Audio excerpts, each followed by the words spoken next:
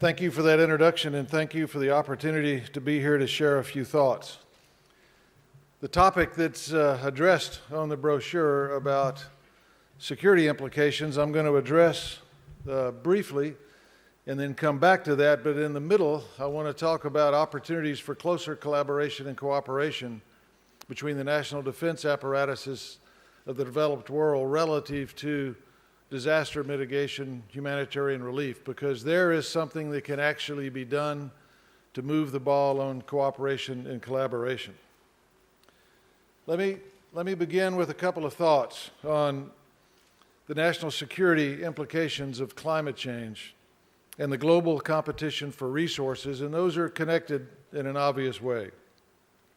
Global competition for resources revolves around fuel, power, water, food, arable land, strategic minerals.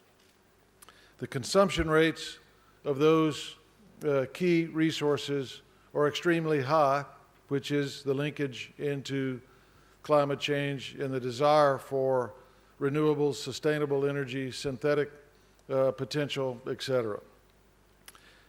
A quick gouge on consumption. There are some projections that India and China, by the year between 2015 and 2020, the consumption rate in POL, petroleum, oil, and lubricants, will exceed the current international developed deliveries of energy sources. We had a session last night to talk about some of this, and so if those projections are half wrong, then imagine a world where two nations consume today's output just themselves. What does that mean then for Europe, Africa, North and South America? So the competition for key resources becomes a national defense impact on volume, on price, and on sustainable access. I was asked if I had any slides. I do not. I was asked if I had any handouts. I do not. My desire is to be able to have a conversation with you heart to heart about something that I believe in very strongly. Last night, as I had a chance to discuss a bit of this, I made a point. In my previous life as Chief of Staff of the United States Air Force, I was privileged and blessed to be able to lead what I would call a small aviation operation, the United States Air Force, which consumed between 4 and 6 billion gallons of petroleum a year. And when the price of jet fuel hit $165 a barrel, I began to get pretty serious about opportunities for alternative fuels and renewables and sustainable opportunities. And I came by that honestly because our civilian friends in the Department of Defense only financed us at $80 a barrel. And for every $10 over 80, it cost $616 million. So you can do that rough math. So every morning when I came in and turned the lights on in the Air Force, I was in the hole close to $5 billion. That gets your attention pretty quick. And it takes you to a place where you ask the staff, there has to be opportunities for alternative fuels and efficiencies with renewable energies and sustainable options. So let me go back then to this notion that there is a real stressing point on the systems in national security operations on competition for fuel, power, water, and strategic minerals.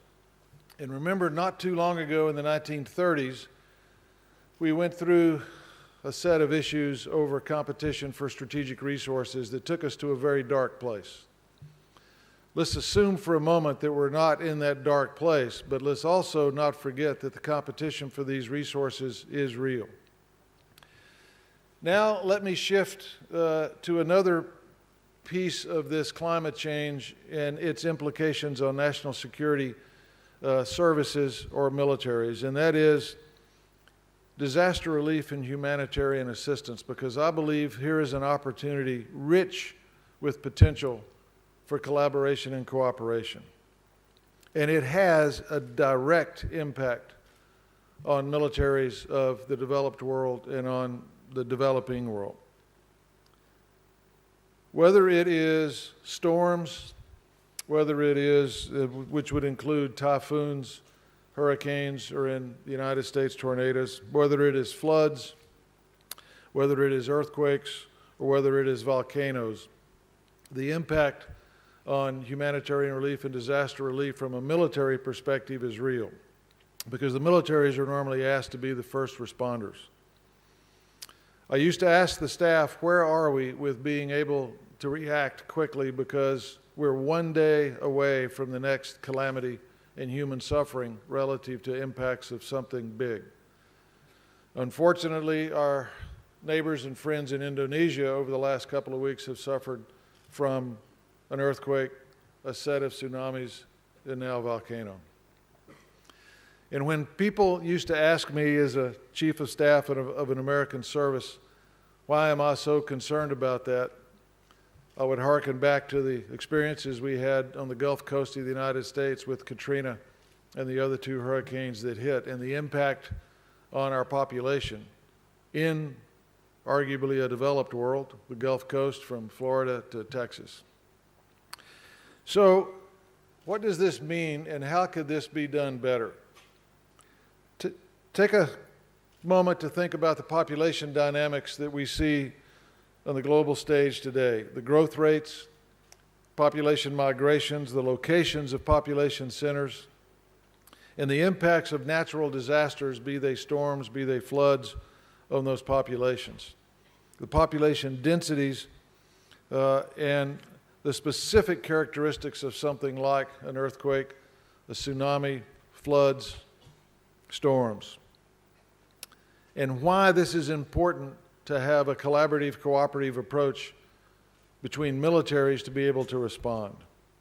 The characteristics of an event like this, whether it is New Orleans, the state of Mississippi, the state of Louisiana, or Indonesia, are the following: loss of life, injury, displaced, loss of power, loss of communications, damaged infrastructure, roads, bridges, airfields, utilities, sanitation, ports, lack of transportation, vehicles, fuel, loss of water, loss of food, loss of access to medicine and medical facilities, plus a variety of unknowns and accounting challenges to be able to find members of the population.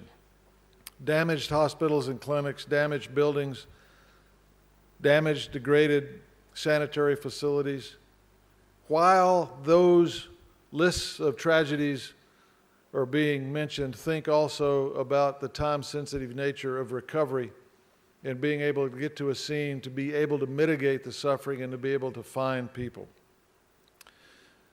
So militaries are uniquely positioned and situated to be able to provide immediate response in these situations. Having been tasked to do this on several occasions and having been involved particularly close with our recovery efforts on the Gulf Coast after Katrina, the challenges for a military are these: immediate care for the injured, rescue of people, recovery of people, mitigation of remains, and I don't mean just human, but also animals, livestock. Immediately begin to open lines of communication to the site. Immediately, that's air, sea, and land. Immediately begin to provide shelter, water purification, food and rations, medical supplies, transportation, power, communications, public sanitation, and one that is a bit sensitive, and that is security for the site. As we've seen in Haiti and as we saw in New Orleans, overall security becomes a real challenge. So what does this mean to a conference on climate dialogue? As we talk about climate change and we talk about impacts of climate change on humans, and we talk about the dialogue between nations on how to mitigate challenges, be they cap and trade, be they carbon, there is also a piece of this that is real, and there's a piece of this that touches each one of us, and that is the impact on populations and on humans. I'll say this again, that there are opportunities, wonderful opportunities, to be able to collaborate and cooperate on these. The responses, U.S. military responses, come down to several layers. Air is usually the quickest, but before you can land big C-17s full of medical supplies, medical technicians, comm gear, transportation, etc., you have to clear an airfield. As we saw on the Gulf Coast of the United States, it took us 2 or 3 days to be able to clear the rubble off of airfields to be able to land even in our own country. We saw the same thing in Haiti. It took a while to get the Port-au-Prince airport up and running, to be able to clear the rubble off, to be able to get at a landable surface that you could land airplanes and offload. For an airman, an airfield is a pretty special place. But for a population in pain, an airfield is also a dry place to stand or sleep or gather. So to be able to get people or animals off the airfield, to be able to land with the supplies, becomes a challenge.